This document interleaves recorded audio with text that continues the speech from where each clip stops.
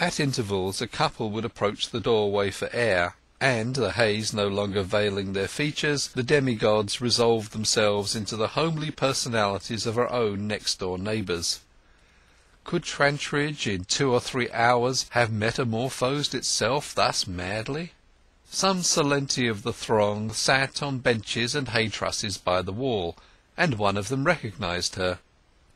"The maids don't think it respectable to dance at the Flower de Luce," he explained. "They don't like to see everybody see which be their fancy men. Besides, the house sometimes gets shut up just when their jints begin to get greased, so we come here and send out for liquor." "And when be any of you going home?" asked Tess with some anxiety. "Now, almost directly. This is all but the last jig." She waited. The reel drew to a close, and some of the party were in the mind for starting, but others would not, and another dance was formed. This would surely end it, thought Tess, but it merged into yet another. She became restless and uneasy, yet, having waited so long, it was necessary to wait longer. On account of the fair, the roads were dotted with roving characters of possibly ill intent, and, though not fearful of measurable dangers, she feared the unknown. Had she been near Marlott, she would have had less dread. "Don't 'ee be nervous, my dear good soul," expostulated between his coughs a young man with a wet face, and his straw hat so far back upon his head that the brim encircled it like the nimbus of a saint. "What's your hurry? To-morrow is Sunday, thank God, and we can sleep it off in church time. Now, have a turn with me?" She did not abhor dancing, but she was not going to dance here. The movement grew more passionate. The fiddlers behind the luminous pillar of cloud now and then varied the air by playing on the wrong side of the bridge or with the back of the bow. But it did not matter. The panting shapes spun onwards. They did not vary their partners if their inclination were to stick to previous ones. Changing partners simply meant that a satisfactory choice had not as yet been arrived at by one or other of the pair, and by this time every couple had been suitably matched. It was then that the ecstasy and the dream began, in which emotion was the matter of the universe, and matter but an adventitious intrusion likely to hinder you from spinning where you wanted to spin. Suddenly there was a dull thump on the ground.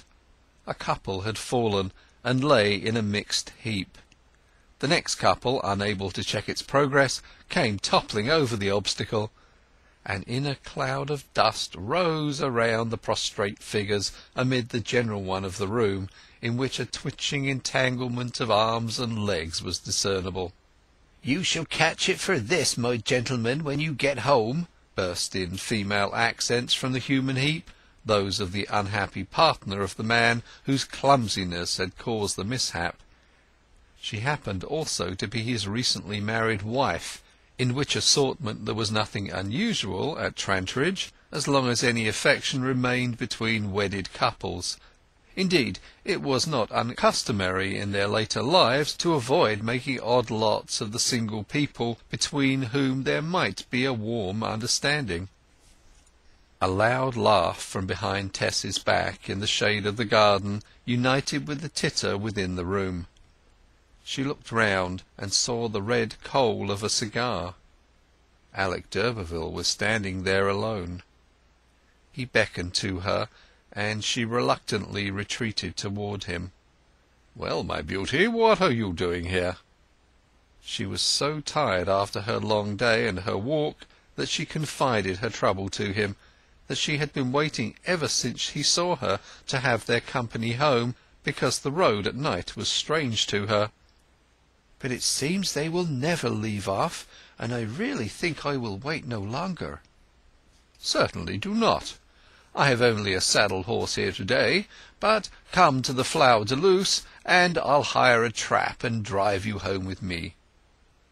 Tess, though flattered, had never quite got over her original mistrust of him, and despite their tardiness she preferred to walk home with the workfolk. So she answered that she was much obliged to him, but would not trouble him. "I have said that I will wait for them, and they will expect me to now." "Very well, Miss Independence, please yourself. Then I shall not hurry. My good Lord, what a kick-up they're having there!" He had not put himself forward into the light, but some of them had perceived him, and his presence led to a slight pause and a consideration of how the time was flying.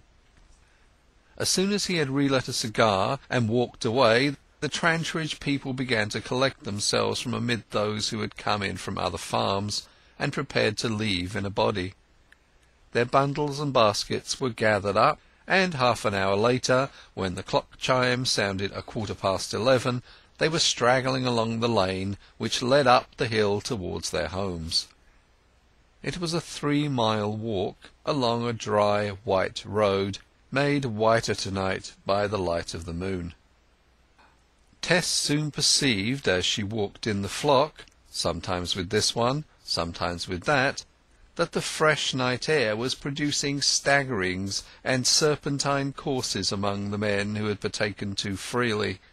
Some of the more careless women also were wandering in their gait, to wit, a dark virago, Car Dutch, dubbed Queen of Spades, till lately a favourite of d'Urberville's; Nancy, her sister, nicknamed the Queen of Diamonds; and the young married woman who had already tumbled down. Yet, however terrestrial and lumpy their appearance just now to the mean, unglamoured eye, to themselves the case was different.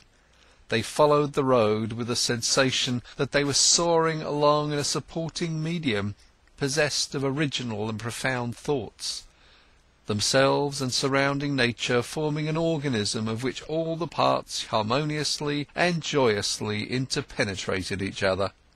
They were as sublime as the moon and stars above them, and the moon and stars were as ardent as they. Tess, however, had undergone such painful experiences of this kind in her father's house that the discovery of their condition spoilt the pleasure she was beginning to feel in the moonlight journey. Yet she stuck to the party for reasons above given. In the open highway they had progressed in a scattered order, and now their route was through a field gate, and the foremost finding a difficulty in opening it, they closed up together. This leading pedestrian was Car, the Queen of Spades, who carried a wicker basket containing her mother's groceries, her own draperies, and other purchases for the week. The basket being large and heavy, Car had placed it for convenience of porterage on the top of her head, where it rose in jeopardized balance as she walked with arms akimbo.